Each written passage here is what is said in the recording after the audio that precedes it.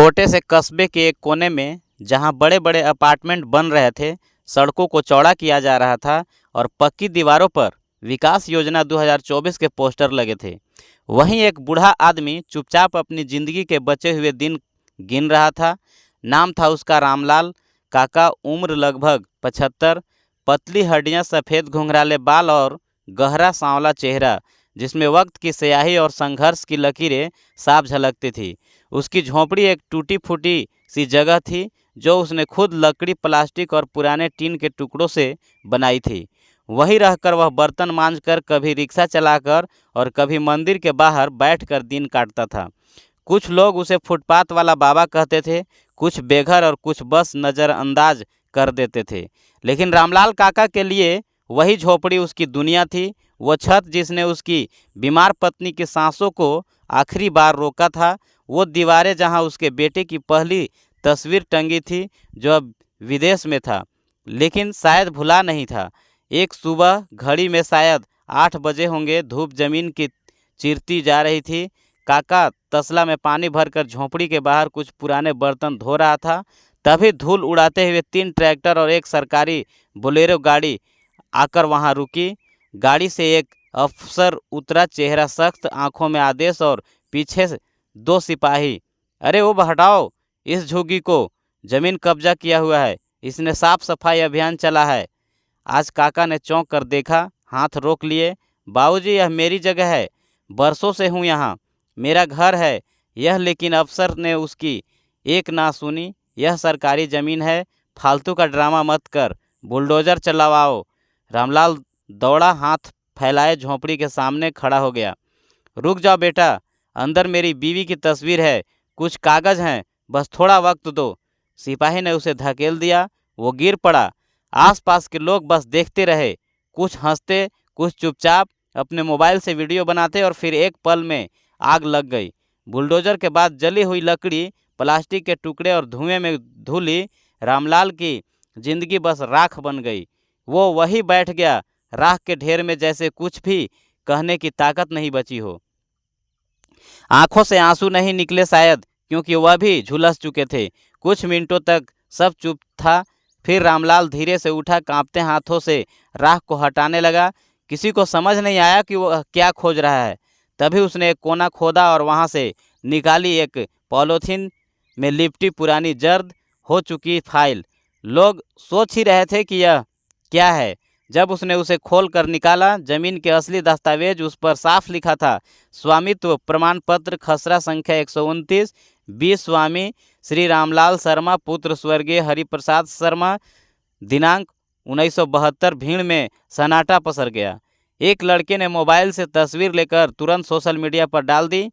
जिसे हटाया गया वह जमीन का मालिक निकला। अब कहानी ने करवट लेनी शुरू की थी। सड़क के किनारे अब भी धुआं उठ रहा था।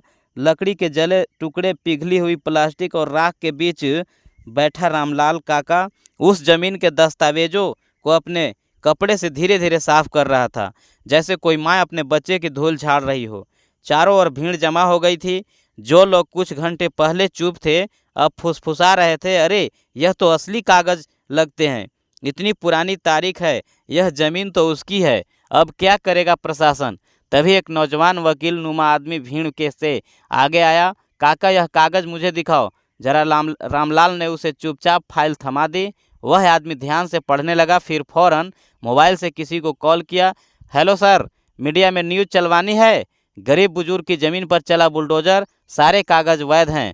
हाँ, मैं तस्वीर भेज रहा हूँ, अभी कुछ ही देर में ट्विटर, फेसबुक, इंस्टाग्राम पर तस्वीरें वायरल हो गई। जस्टिस फॉर रामलाल ट्रेंड करने लगा। शाम होते होते नगर निगम के दफ्तर में हलचल मच गई थी। तहसीलदार से लेकर डीसी तक सबके फ़ोन बजने लगे और फिर कस्बे में चर्चा फैल गई। एमएलए साहब खुद आ रहे हैं माफ़ी मांगने। शाम 6:30 बजे सड़क पर गाड़ियां रुक गई। सायरन बजाते हुए एक सरकारी एसयूवी पास आई। बाहर निकलते ही एमएलए साहब का चेहरा, जो आमतौर पर घमंड से तन रहा था, आज थोड़ा झुका हुआ था। साथ में उनके पीए, नगर अधिकारी और कैमरों की भीड़ भी थी। रामलाल अब भी वही बैठा था, हाथ में वही जली हुई फाइल और आंखों में कोई शिकायत नहीं, बस थकावट। एमएलए साहब पास आए, 2 सेकंड चुप खड़े रहे, फिर अचानक उनके शब्द फिसले, बाबा जी माफ़ करिएगा, हमसे बड़ी भूल हो गई, हमें लगा यह ज़मीन सरकारी है, हमारी टीम से गलती हुई है। रामलाल ने उनकी ओर देखा, बिना भाव के, गलती मेरी झोंपड़ी जल गई, वो मेरी बीवी की आखिरी तस्वीर थी, अंदर वो चिट्ठियाँ थी जो मेरे बेटे ने अमेरिका से भेजी थी। अब क्या उन सबका मुआवजा मिलेगा? भीड़ संत कैमरे ठहर गया। एमएलए के चेहरे पर पसीना। पीए ने तुरंत ब्रीफ केस खोला और एक रेडीमेड माफ़ीनामा और मुआवजे का कागज बढ़ाया। यह 2 लाख रुपए की मदद राशि है और एक नया मकान पास के पुनर्वास क्षेत्र में आपको मिलेगा।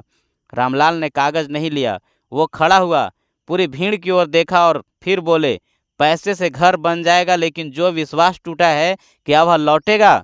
जब एक बूढ़ा इंसान सड़क पर चिल्ला रहा था तो किसी ने उसकी आवाज़ क्यों नहीं सुनी?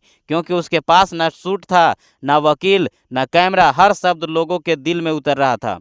आज मेरे पास ज़मीन के कागज़ थे तो एमएलए साहब आए माफ़ी मांगने, अगर नहीं होते तो क्या मैं अब भी वह अवैध होता? इस देश में इंसान की कीमत कागज़ से ज़्यादा कब होगी? भीड़ में एक छोटी बच्ची ने अपनी माँ का हाथ खींचते हुए पूछा, माँ क्या बाबा जी को अब फिर से भी घर मिलेगा? माँ की आंखें भीग गई। हाँ बेटा, यह सिर्फ घर नहीं होगा, यह इज्जत का घर होगा। रामलाल काका अब अपनी पुरानी राख में बैठा नहीं था, वह अब आसमान का प्रतीक बन चुका था। अगले दिन के अखबारों में की हेडलाइन थी, बुजुर्ग की ज़मीन पर चढ़ा बुलडोजर, एमएलए ने माफ़ी मांगी। सार्वजनिक माफ़ी एक फाइल में ने दिखाया सत्ता को आईना। नगर पालिका और जिला अधिकारी कार्यालयों में खलबली मची।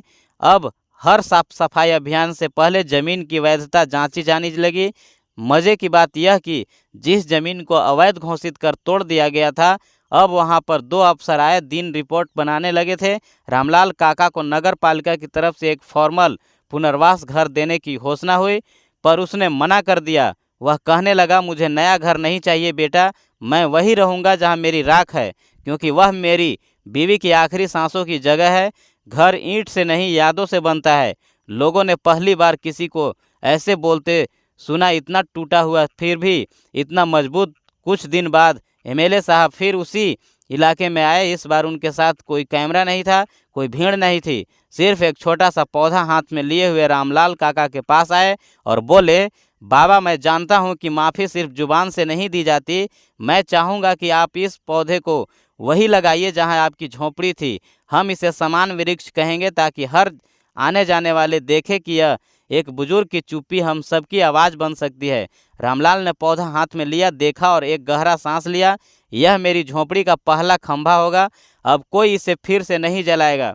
विकास योजना 2024 में उस जमीन को अब रामलाल चौक नाम दे दिया गया। एक छोटा सा सेंड, एक बेंच और एक बोर्ड जिसमें लिखा गया, यहाँ वह बुजुर्ग बैठा करते थे जिनकी खामोशी ने सत्ता को झुकाया। वहीं पास की एक सरकारी स्कूल में एक छोटा कार्यक्रम हुआ। बच्चों को रामलाल काका की कहानी सुनाई गई।